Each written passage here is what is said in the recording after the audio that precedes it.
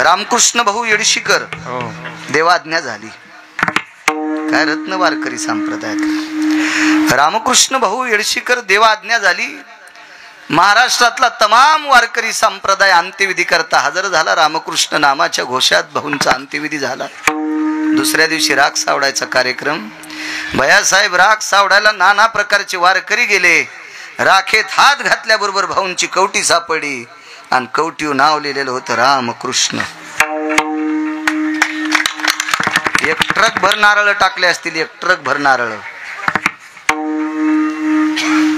बैलगाडीनं 2-4 साठे चंदनाचे लाकडं असतील. गावरान तूप टाकला असेल, कापूर टाकला असेल. एवढ्या अग्नीमध्ये जळालेलं कंशे पाटील प्रेत रामकृष्ण नाव जशाला तसं राहते. एका वारकऱ्याच्या आत्ताची गोष्ट आहे. ते पाहणारी लोक अजून जिवंत आहेत. काय नवले महाराज वारकरी जीवनात. हा पुढचा अवतारच पूर्ण नवलाचा अवतार आहे. मारुतीरायनं प्रभू रामचंद्राच्या हातात ते हरा मासाचा गोळा दिला. रामप्रभूंनी डोळ्यातल्या पाण्यानं धुतला. पहाटेच्या प्रहरी एक मुहूर्त होतं, त्या मुहूर्तावर अंत्यविधी करून टाकला. बिभीषणाला सांगितलं तुला राजा केलं, याची समाधी सोन्याची कर. योग चांगलाय भैयासाहेब, तुम्ही बी पुढे आमदार आहेतच. भाऊ थकल्या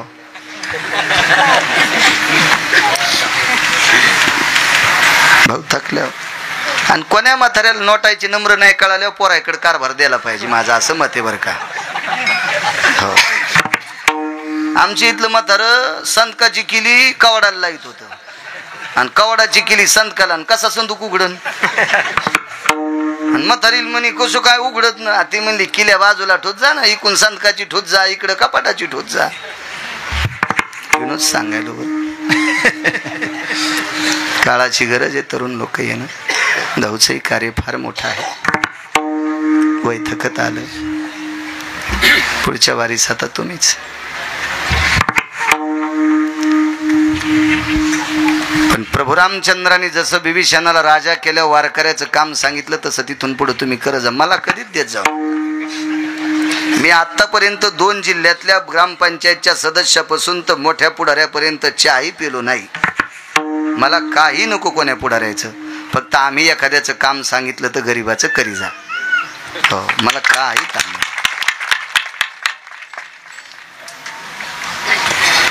आणि असे काम जर तुम्ही करत राहिले तर पंढरपुरातला मालक तुम्हाला कंटाळा येईपर्यंत खुर्ची देईल. राजाकडनं अपेक्षा काय असतात?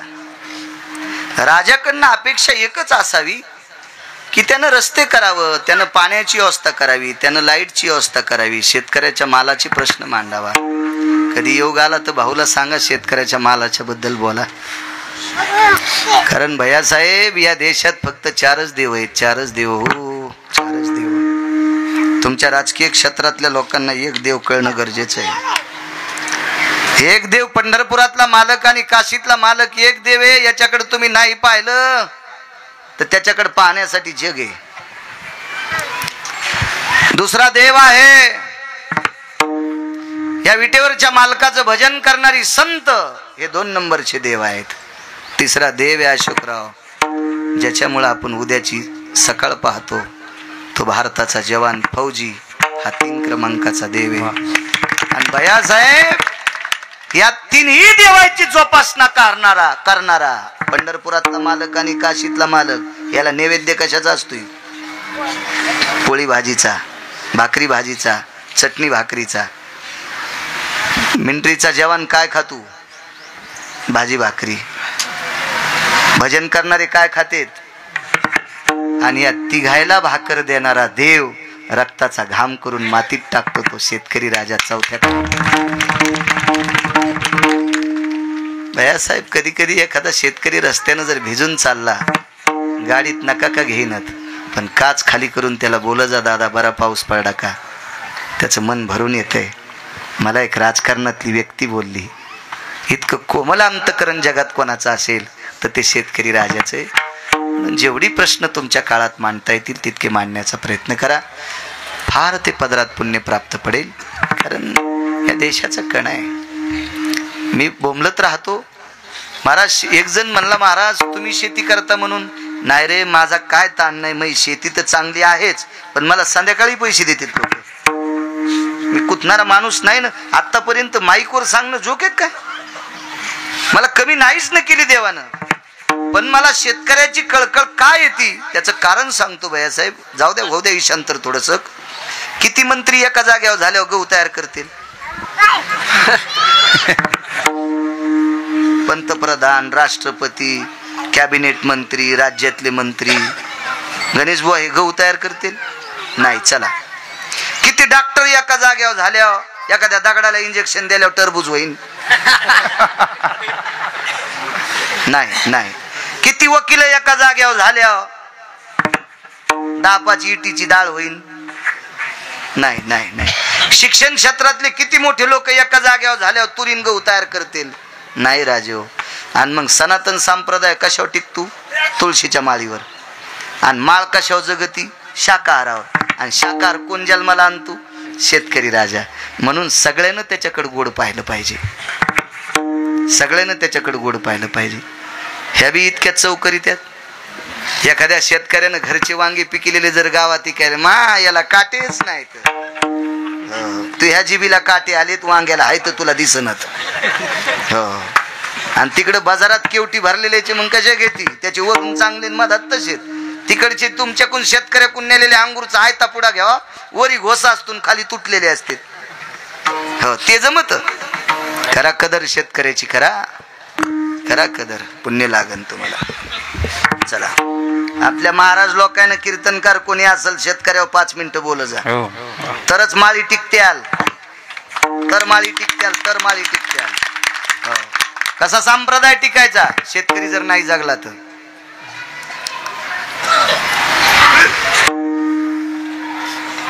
सोन्याची समाधी केली, इथपर्यंत आलतो ना. 65 क्विंटल सोन्याची समाधी गंधमादन वानराची.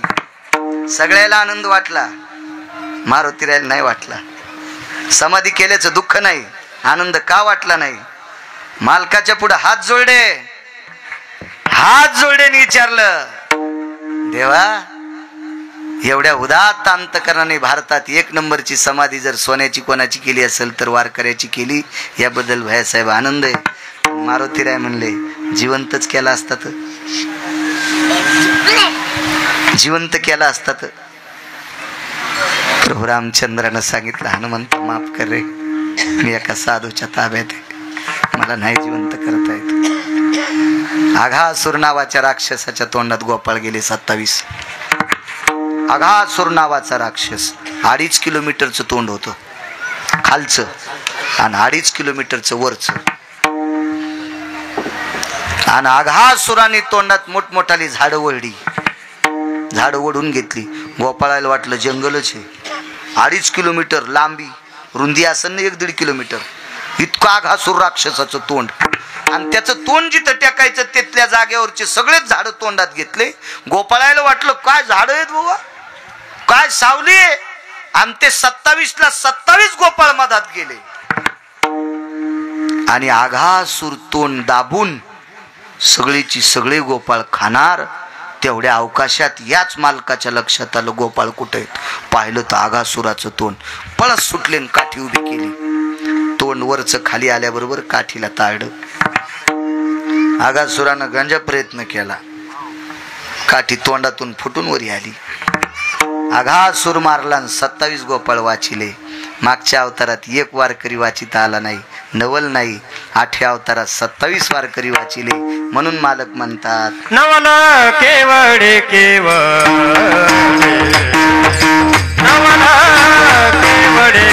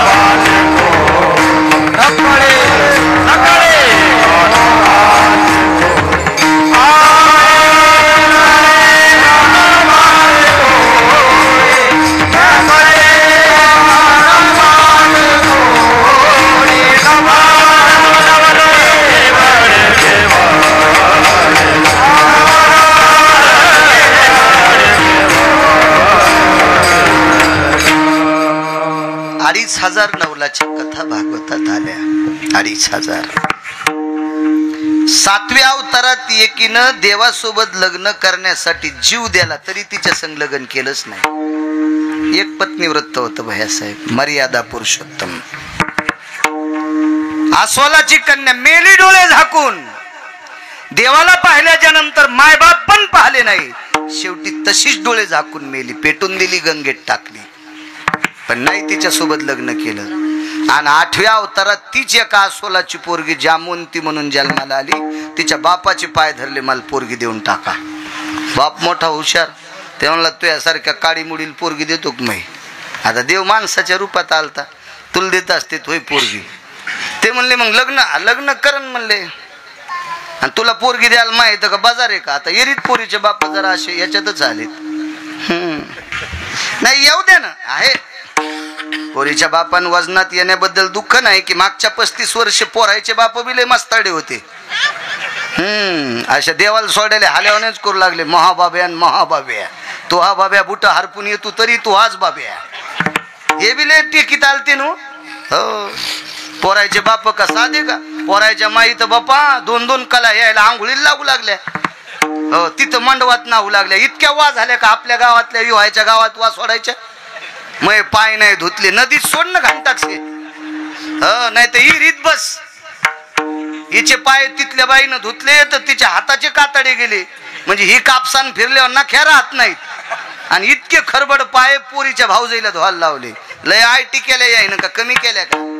म्हणून आता दर 35 वर्षाला काळ बदलत असतो. आता पोरीच्या बापायचा काळ आलाय. अशा मुकाट्या बसायल्यात पोरायच्या माई. बघा ना माझ्या बाब्याकडं कोण भूत बघत नाही तुझ्या बाब्याकडं. आता तो बाब्या फिरतो इकडं तिकडं मोबाईल घेऊन बैलगाडीवर गेला.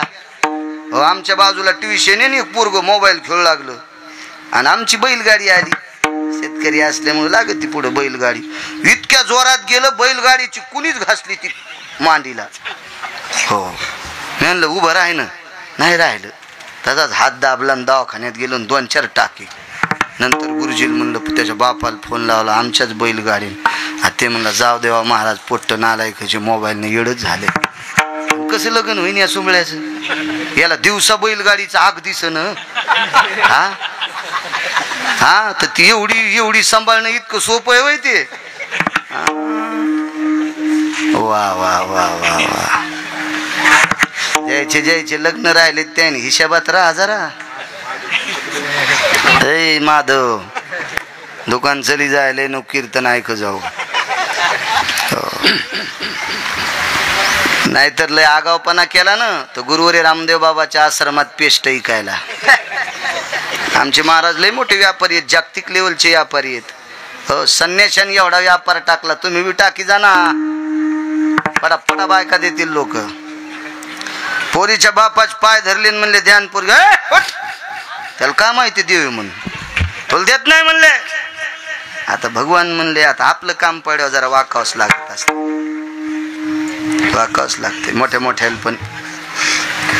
काही वेळेला जिला ज्याची गुल्प शार झाली त्याला पण तुम्हाला हात जोडावं लागते. तर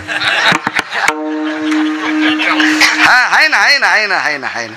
तिथून पुढे तुम्ही कमराच्या गोळ्या घेतल्या असत्या. इतकी दुखली असेल कमर. मानन कंबर लक्ष द्या. गुलूप शार झालेली पण असतच तसं. ते देवान विचार केला तर आपण गुपचिकत बसावं. म्हणले बघा ना आमची सोय काहीतरी. उठ म्हणलं नाही एकदा. इतका पोरीचा बाप.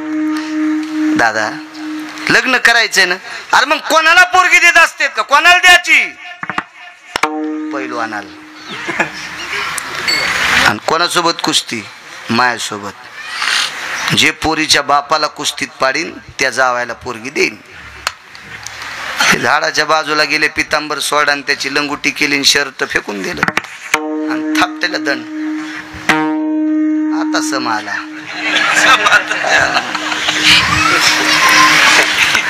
आता देव काय महाराज भैयासाहेब असा चिमुकला देव. काय सौंदर्य काय रूप असल.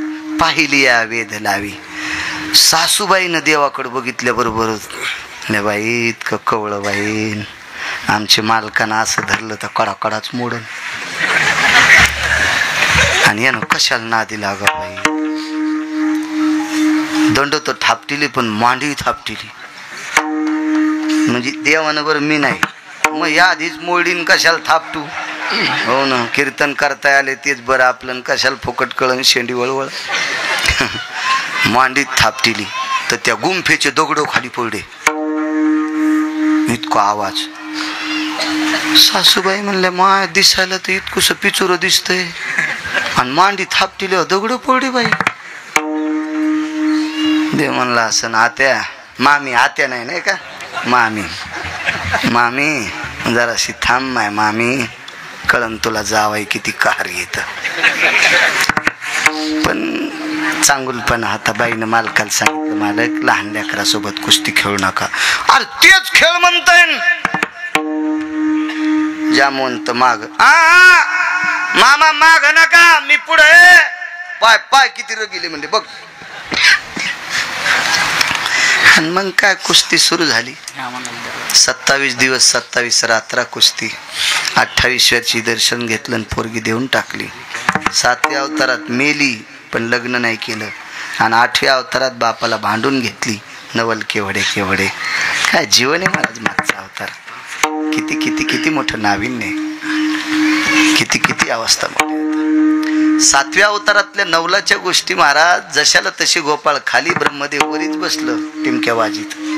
27 गोपाळ वरी, 268 वासर वरी. गोपाळ वासर खालीच होते, हे वरीच बसलं घेऊन. वत्स हे चोरोनिया सत्य लोकाची, गोपाळ गाई वत्स दोन्ही ठाई रक्षिली. सुखाचा प्रेम सिंधू अनाथा शिमाऊली. जय देवा कृष्णनाथा राई रुक्मिणी कांता. आरती ओवाळीते तुम्हा लक्ष्मी कांता. प्रत्येक नवलाच्या गोष्टी आहेत महाराज, नवलाच्या गोष्टी. 8व्या अवतारात खूपशी कामं करावीशी वाटली पण करता येत नव्हती 7व्या अवतारात. आणि 8व्या अवतारात जी अशक्य सुद्धा शक्य करून दाखिली, हे नवलाची कामं केली. विठोबा रखुमाई,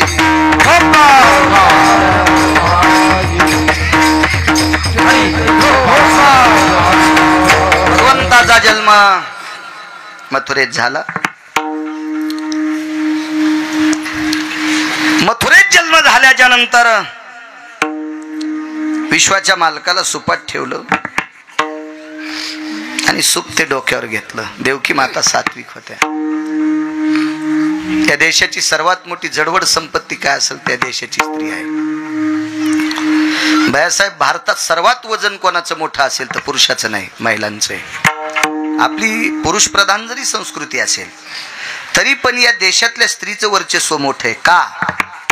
कारण या देशातले सात्विक लोक जेवढे जन्माला आले तेवढे या देशातल्या स्त्रीच्या पोटी जन्माला आले.